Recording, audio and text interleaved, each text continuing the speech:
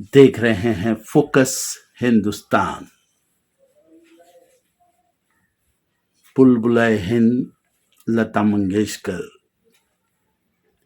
8 जनवरी से breach candy hospital में अपनी अंतिम सांसें ले रही थी। अब तक उनके सुधार होने की खबरें थी, लेकिन आज आखिरी समय आ गया है। वो मधुर आवाज़, वो मीठी आवाज़, वो लता मंगेशकर जी, तराने हिंद, बुलबुलाए हिंद की वो आवाज़ हमेशा के लिए आज खामोश हो गई। पूरे देशवासी और मुंबईकर के सबसे यंग लीडर मनसे के राज ठाकरे साहब वहाँ पहुँचे और कई लोगों की भीड़ लगी है। उसी के साथ मुंबई न्यूज़ फोकस हिंदुस्तान की टीम की तरफ से भी श्रद्धांजलि। जय हिंद।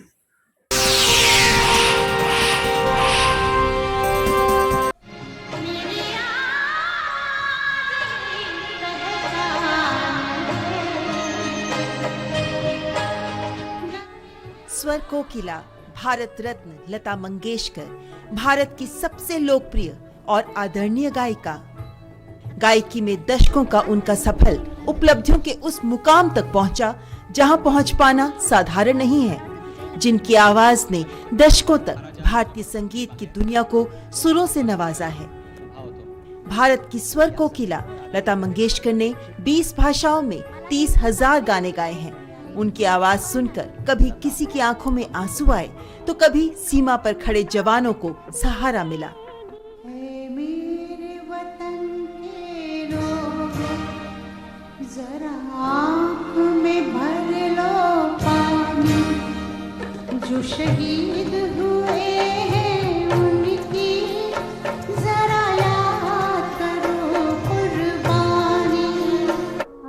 स्वर साम्राज्य, बुलबुले हिंद और कोकिला जैसे सारे विशेषण जो लता मंगेशकर के लिए गढ़े गए वो हमेशा ही नाकाफी लगते रहे हैं। महाराष्ट्र में एक थिएटर कंपनी चलाने वाले अपने जमाने के मशहूर कलाकार दीनानाथ मंगेशकर की बड़ी बेटी लता का जन्म 28 सितंबर 1929 को इंदौर में हुआ। मधुबाला से लेकर माधुरी दीक्षित और काजोल तक हिंदी सिनेमा के स्क्रीन पर शायद ही कोई ऐसी बड़ी तारिका रही हो जिसे लता मंगेशकर ने अपनी आवाज उधार न दी हो। 20 से अधिक भारतीय भाषाओं में लता ने 30,000 से अधिक गाने गाए।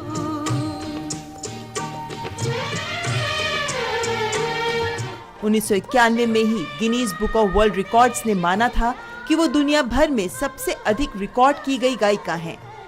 भजन, गजल, कव्वाली, शास्त्रीय संगीत हो या फिर आम फिल्मी गाने, लता जी ने सबको एक जैसी महारत के साथ गाया। लता मंगेशकर की गायकी के दीवानों की संख्या लाखों में नहीं बल्कि करोड़ों में है और आधी सदी के अपने करियर में उनका कोई सानी कभी नहीं रहा।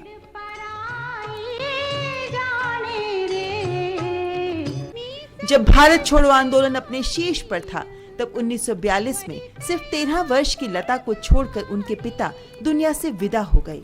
उनके कंधों पर पूरे परिवार का खर्च चलाने की जिम्मेदारी आ गई। उस्ताद अमान अली खान और अमानत खान से संगीत की शिक्षा लेने वाली लता को रोजी रोटी चलाने के लिए संघर्ष शुरू करना पड़ा। रहूं के चली जाऊं रे। उन्होंने 1942 में ही एक मराठी फिल्म किती हासिल में गाना गाकर अपने करियर की शुरुआत की, लेकिन बाद में ये गाना फिल्म से हटा दिया गया। इसके 5 साल बाद भारत आजाद हुआ और लता मंगेशकर ने हिंदी फिल्मों में गायन की शुरुआत की।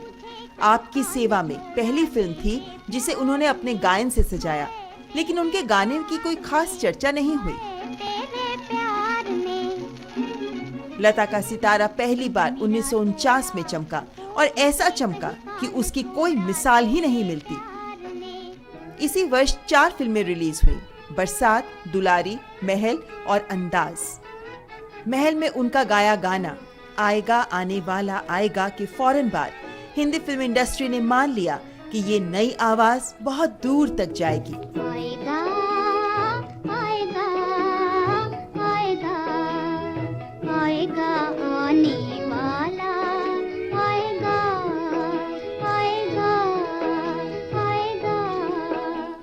ये वो जमाना था जब हिंदी फिल्म संगीत पर शमशाद बेगम, नूरजहां और जोराबाई अंबाले वाली जैसी वजनदार आवाज वाली गायिकाओं का राज चलता था। ओपी नैयर को छोड़कर लता मंगेशकर ने हर बड़े संगीतकार के साथ काम किया। मदन मोहन की गजलें और सी रामचंद्र के भजन लोगों के मन मस्तिष्क पर अमिट छाप छोड़ चुके हैं। 50 के दशक में नूरजहां के पाकिस्तान चले जाने के बाद लता मंगेशकर ने हिंदी फिल्म पार्श्व गायन में एक छत्र साम्राज्य स्थापित कर लिया। कोई ऐसी गायिका कभी नहीं आई जिसने उनके लिए कोई ठोस चुनौती पेश की हो।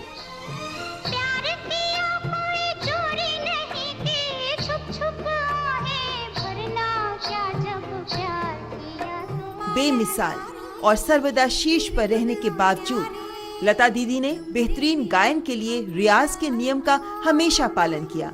उनके साथ काम करने वाले हर संगीतकार ने यही कहा कि वो गाने में चार चांद लगाने के लिए हमेशा कड़ी मेहनत करती रही।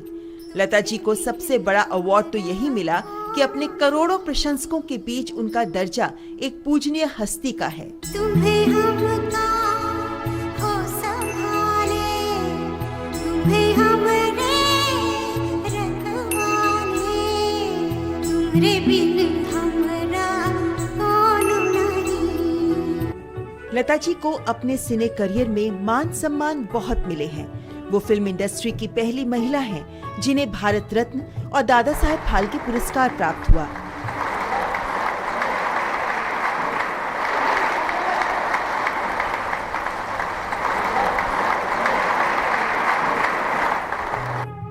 उनके अलावा सत्यजीत रे को ही ये गौरव प्राप्त है। वर्ष 1974 में लंदन के सुप्रसिद्ध रॉयल एल्बर्ट हॉल में उन्हें पहली भारतीय गायिका के रूप में गाने का अवसर प्राप्त है। गायकी के क्षेत्र में अतुलनीय योगदान के लिए लता जी को 1969 में पद्म भूषण अवार्ड से नवाजा जा चुका है।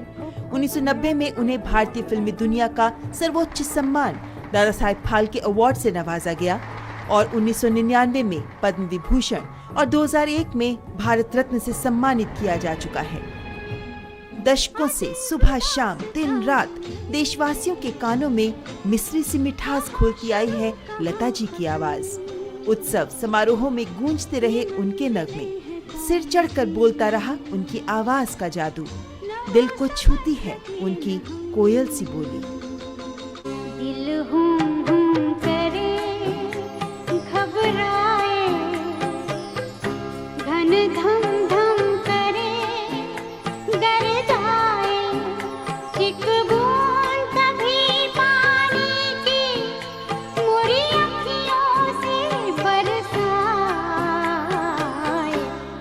नई गायिकाओं के आने और लोकप्रिय होने के बाद भी अरसे तक लता जी की आवाज का जादू बरकरार रहा। उनकी आवाज में जो वैविध्य है वही उनकी विशेषता है।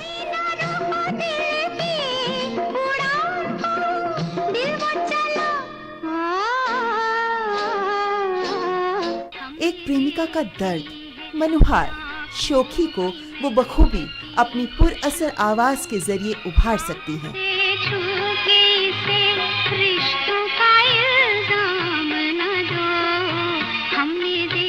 वहीं उनकी आवाज में माँ का वात्सल्य, पुजारन की श्रद्धा और शिशु की चपलता भी बड़ी खूबी से उनके स्वरों में ढलती रही है।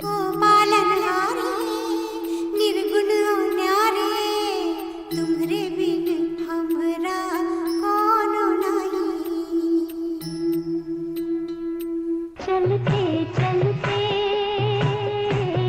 चलते चलते यूं ही कोई मिल गया था, यूं ही कोई मिल गया था।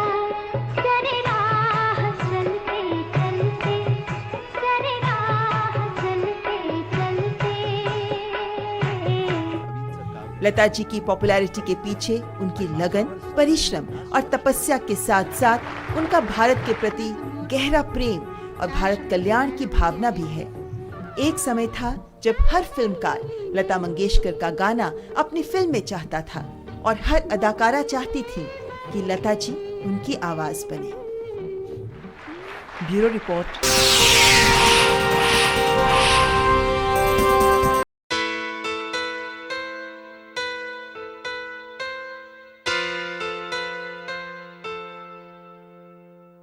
आज 11 दिसंबर 2021 और आज दिलीप कुमार साहब का 99th बर्थ एनिवर्सरी। आज दोपहर को जो इवेंट रखा हमने उनकी बर्थ एनिवर्सरी मनाने का, वो एक बहुत इमोशनल मोमेंट था हम सब के लिए। I'm truly emotional and grateful today to our students and faculty for paying tribute to a veteran through this gathering and the mural. मैंने दिलीप साहब के साथ 20 साल लगातार काम किया। पहली फिल्म बनाई विधाता, दूसरी फिल्म बनाई कर्मा, तीसरी फिल्म बनाई हमने सौदागर। ये फिल्में ब्लॉकबस्टर हुई, उसकी एक वजह थी दिलीप कुमार हिमसेल्फ। मेरे लिए वो इतने आइडियल बन गए क्योंकि मैंने देखा कि वो एक सुपरस्टार या स्टार के स्टार नहीं, वो एक खूबसूरत इंसान भी है। मुझे बिल्कुल छोटे भाई की तरह प्यार करने लगी और मुझे कोई भी समस्या मेंटल होती थी तो he was mentor for me.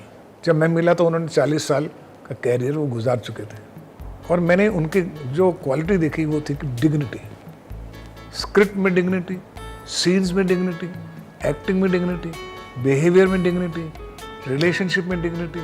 He was a great orator. जुबान हो तो उर्दू क्या बोलेंगे, कोई पैराया नहीं रह गया, कोई जाविया नहीं रह गया जिसमें कि हम मज़ीद ख्याल आराई करें या अपने जज्बात का इजहार करें। सभी कुछ तो कह दिया गया है। इंग्लिश हो तो वो क्या फैंटास्टिक इंग्लिश बोलेंगे। We all come here, tread our own path, make our own mark with our own individual aptitude and meed of good luck. बच्चों से इतना प्यार करते थे, छोटे छोटे बच्चों के साथ, उनके साथ जादू की छड़ियाँ खेलते रहते थे हमेशा। बेमानी और फजूल डिस्कशन में कभी नहीं फंसते थे। जब भी मैं पैसे की बात करूं और मैं मार्केटिंग की बात करूं तो मुझे हंसते थे, कहते तू कभी कभी बाजारू बातें करता है, जो तुम हो वही रहो। You are an artist, you are a writer, you are a wonderful writer, you are a wonderful director. Subhash, ये सब छोड़ दो उन डिपार्टमेंट में। और मुझे आज तक याद है कि जो पहली फिल्म हमारी विधाता जब रिलीज़ हुई, फिल्म हिट हो चुकी थी। फ्राइडे को पता लग गया था कि लोगों को बहुत पसंद आई, कलेक्शन भी अच्छे आ गए थे। क्योंकि मैं भी श्योर होना चाहता था मंडे तक कि पिक्चर हिट हो तो मैं फ़ोन करूँगा। तो मंडे को मैंने उनको फ़ोन किया, मैं दिलीप साहब आपको पता है कि हमारी पिक्चर विधाता सुपर हिट हो गई। तो कह लें हाँ मैंने सुना है कि पिक्चर चल चला गई है। मैंने कहा चल चला नहीं गई सर, वो सुपर हिट पिक्चर है। अच्छा चल देखो सुभाष कि ये सोचो तुम अब कि खुदा ने तुम्हारी एक गलती और माफ़ कर दी। अब आगे जो फिल्म बनाना वो अच्छे तरीके से बनाना। हमेशा हर फिल्म जब मैं बनाता था या मेरी फिल्म हिट होती थी, उसमें मैं हर बार ये सोचता कि दिलीप साहब की बात, ये हिट हो गई है, ये पास्ट हो गया, चलो अब इससे बेहतर फिल्म बना दें। ये सब चीज़ें मैंने दिलीप साहब से सीखी। और मुझे आज इतना अच्छा लगा जब सारा जी आई विस्लिंग वुड में, तो मैं आपको बता नहीं सकता कि वो रो पड़ी, क्योंकि वो हमेशा दिलीप साहब के साथ ही आते थे। और ये विस्लिंग वुड जो बना है, इसमें जो मेन प्रेरणा है, हमारी इंस्पिरेशन, वो दिलीप साहब की है। मुझे याद है कि 1995 में जब मैं दिलीप साहब के पास गया, ये सोच के कि दिलीप साहब मुझे बताइए कि अब मुझे स्टूडियो खोलना चाहिए या स्कूल खोलना चाहिए। तो उन्होंने कहा कि स्टूडियो तो बहुत लोगों ने खोला है और मैं तुमको जानता हूँ, तुम एक एकेडमिक नेचर के बंदे हो, तुम एक सीरियस फिल्म मेकर हो, पैशनेट हो, तो तुम्हें स्कूल ही खोलना चाहिए because you also belong to FTIA। तब मैंने सोचा कि ठीक है, और वहाँ से मैंने दृढ़ निश्चय किया कि मैं अपना पूरा पैसा, एक्सपीरियंस, नॉलेज जो है विस्लिंग वुड्स खोलूँगा। और वो मैंने 2001 में इसका भूमि पूजन हुआ, 2006 में शुरू हुआ विस्लिंग वुड। आज 15 साल हो गए हैं ऑफ एक्सीलेंस। आज ये हिंदुस्तान का क्या वर्ल्ड का टॉप 10 विस्लिंग वुड्स बना है। ये सब ऊपर वाली की देन है। और सारा जी आई तो सबसे बड़ा सरप्राइज़ मुझे ये लगा, धर्म जी भी थे, वो भी एंटर कर गए। लेकिन मैंने देखा अरे, तो धर्म जी ने कहा सुभाष तुमने ये सबसे अच्छा काम किया है कि आज दिलीप साहब के जाने के बाद तुम सब मिल के विस्लिंग वुड की तरफ से उनको ट्रिब्यूट दे रहे हो। धर्म जी भी दिलीप साहब से बहुत प्यार करते हैं। फिल्म इंडस्ट्री के सबसे दरख्शां सितारे से रोशनी चुराकर मैंने अपनी हसरतों के दिए की लौ को रोशन किया है। मेरी बेटी मेघना घाईपुरी ने आज से 6-7 साल पहले दिलीप कुमार स्कॉलरशिप भी शुरू किया। There's a scholarship that Subhash ji offers, which is Dilip Kumar scholarship, 100% scholarship. And I was fortunate enough to get it, and I spent 3 years. I just couldn't express my gratitude to sir. Dilip Kumar का influence जो है वो हमारी चारों generation में रहा है।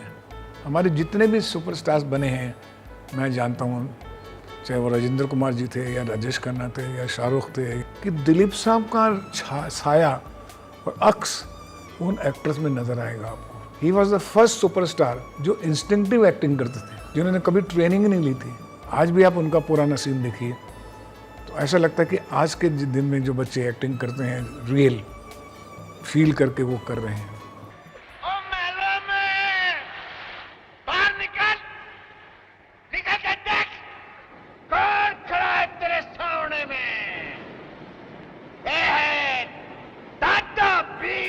It will not be overstatement if we call him an eternal Dilip Kumar. He was an instinctive actor.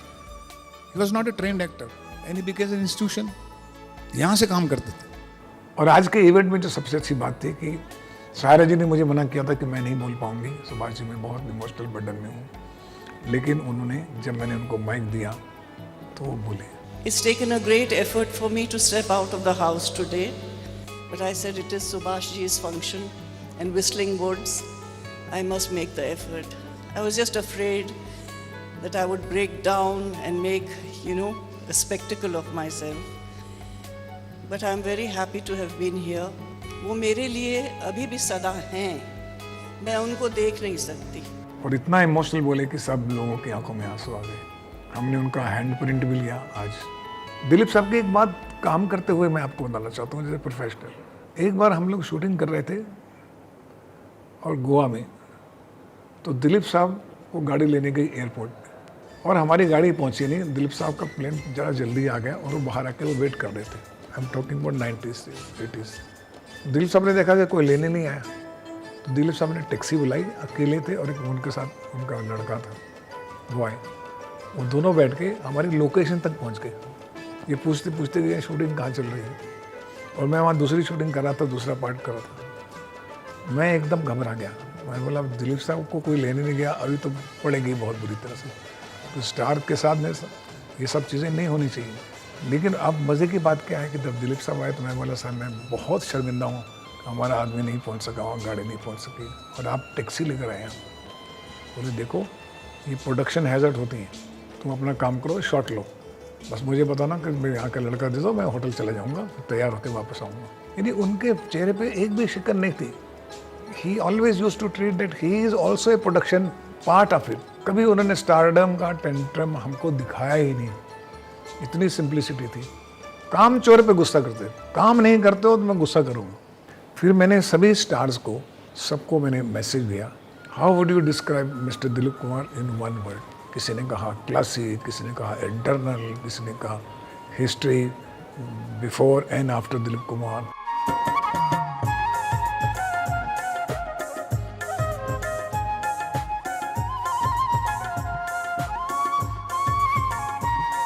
सबसे मिलनसार थे वो, सबसे सोशल थे, हर आदमी को प्यार से मिलते थे, वो खुद में एक मोहब्बत थे।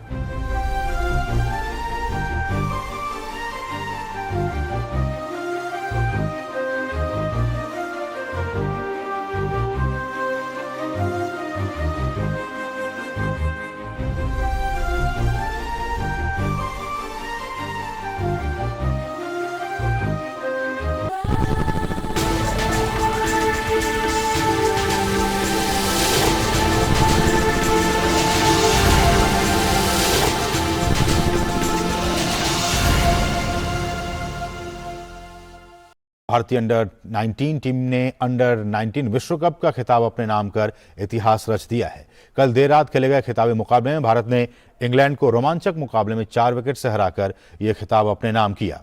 इसी के साथ भारत ने 5वीं बार विश्व कप जीतने में सफलता पाई। भारत ने पहले गेंदबाजी करते हुए इंग्लैंड को 189 रनों पर समेट दिया। इसके बाद भारत ने 47.5 ओवर में 4 विकेट शेष रहते 190 रन का लक्ष्य हासिल करके खिताब जीत लिया। इंग्लैंड ने टॉस जीतकर पहले बल्लेबाजी का फैसला किया। भारतीय गेंदबाजों राज बाबा और रवि कुमार ने शिकंजा कसते हुए आपस में 9 विकेट लिए और इंग्लैंड को बड़ा स्कोर खड़ा करने से रोक दिया। इंग्लिश टीम की शुरुआत अच्छी नहीं रही और आधी टीम 13 ओवर में पवेलियन लौट गई। हालांकि इसके बाद जेम्स रीव ने शानदार बल्लेबाजी करते हुए 95 रन की पारी खेली। राज ने 5 और रवि ने 4 विकेट लिए। भारत की तरफ से उप कप्तान शेख रशीद ने 50 रन की पारी खेली। वहीं निशांत सिंधु ने नाबाद 50 और राज बाबा ने 35 रन की पारी खेलकर टीम की जीत में अहम भूमिका निभाई।